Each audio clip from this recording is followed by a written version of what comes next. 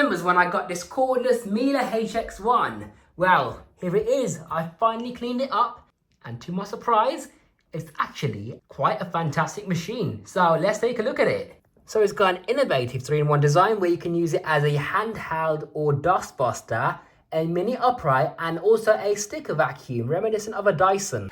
It's currently in mini upright mode, as I like to call it. What you can do with this is simply detach the handle right here. That comes off. Remove the wand right here, along with the floor tool and the main unit. Attach the wand into the floor tool. If you put the handle on the main unit, you've got a very large, heavy dust buster because, you know, you've got the big chunky battery on the base, the motor and the bin assembly. All that in the bottom with nothing on the top. So obviously it's going to feel quite bulky and heavy, isn't it? There you have it in stick vacuum mode. So you can reach under low furniture. I don't like using it in this mode because it feels top heavy and it doesn't stand up properly. So I prefer to use it in mini upright mode. Now, the main reason the previous owner got rid of this machine is because of the unusual filter and bin design. So let's take a look at that. Now, this vacuum has a really small bin capacity, so it's going to need very frequent emptying. So you're going to need to empty it quite regularly. So in order to do this, you can't remove the bin like that, obviously. You just turn on this locking ring anti-clockwise, and then that allows you to detach the bin like so without any effort. And then to empty it, you turn this locking ring a little bit slightly more. The bin flap opens up. Oh, that is dusty. Ah! So yeah, as you saw, that opens up. And then to close it, you have to hold it closed because it won't stay like that. You have to lock it at the same time. Now, inside here is your pre-motor filter, which is a pleated HEPA with a large surface area. So that's nice to see, although it can be difficult to clean. So I wish they put a sponge over it to optimize airflow. I was really struggling to get this apart, you know. I was wondering, how did it come apart? But anyways, here it is. I've jet washed it and now it's come out like brand new, although it is a bit dusty now because I have been using it. And additionally, inside here is another filter. So turn that anti-clockwise. It's like a pad sort of filter. So yeah, you can also remove the cyclone. It's a single cyclonic machine, so that just comes apart like that. This part is spring loaded to open the bin flap. When you unlock it, it just pushes it open. And that's pretty much it, really. So yeah, it's not the most hygienic to empty machine, but it is what it is. Over here, this is where the suction comes out from the motor. So let's see how much power this thing actually produces on the water lift gauge. So let's start off on the lowest setting, yeah? So about 30 inches. Let's try mode 2. That's about 39. Oh, that's the same on the highest setting. So 40 inches of water lift, that's under average, unfortunately. But don't let that fool you. This machine is still a fantastic performer. You do not let that fool you, because just because a vacuum has less suction doesn't mean it's a bad machine or any worse than a vacuum with higher suction. Here's your battery, by the way, on the base. There's a button on either side. You can detach it like so. Here's your charging port. You can either charge this battery separately or on the machine. Right over here is your battery indicator.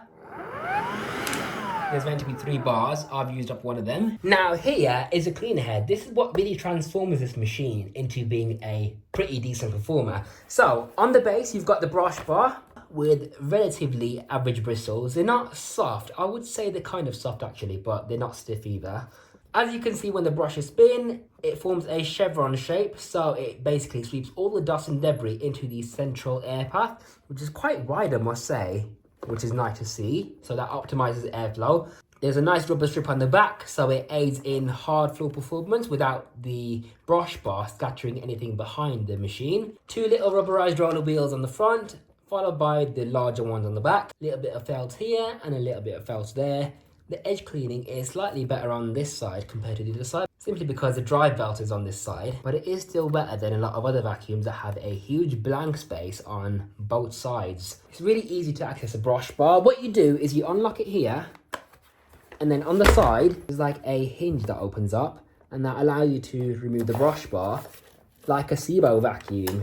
So yeah, really, really user-friendly. The clear window needs polishing, so I'm gonna have to do that another day. There's the information sticker. So it's an 18-volt machine that consumes 35 watts of direct current power and it's a model SEB430.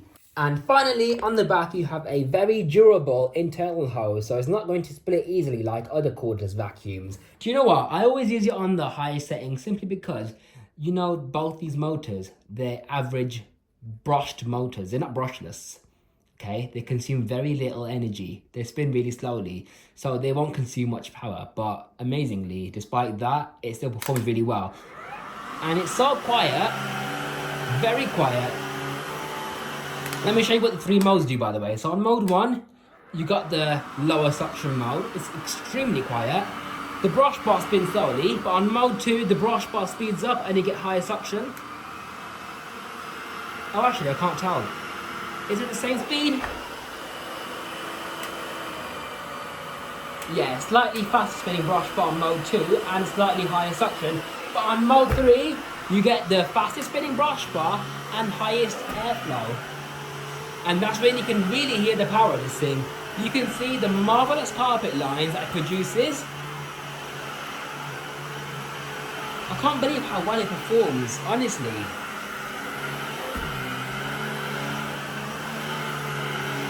It's so light, it's so quiet. I love the design. It feels superior in build quality as well compared to other cordless machines out there. It has a fantastic runtime, even on the highest setting. And just like a Dyson V15 and a sharp power detect, it also knows what floor it's on.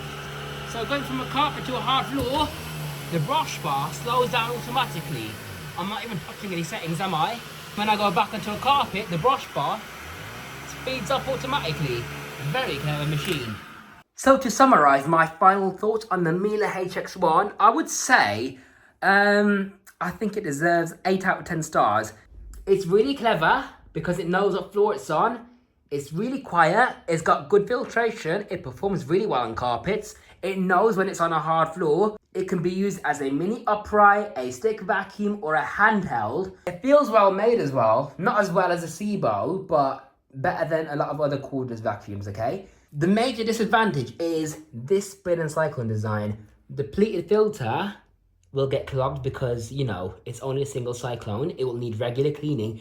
It's got a small bin capacity, and when you're emptying it, it's not very user-friendly. You have to hold the bin flap to lock it into place when you turn this dial. It's just a bit complicated, really. Yeah, it's not an anti-hair brush bar, but it is really easy to maintain. The suction isn't the best. It could do with a more powerful motor, but there is a Miele HX2 with the brushless motor, so I really want to try one of those out. If this machine performs well, I can only imagine how good the HX2 is. And there's also the Miele Triflex, which has a new and improved brush bar design. It looks like it's a bit more aggressive than this one. So yeah, I want to try one of those out as well at some point.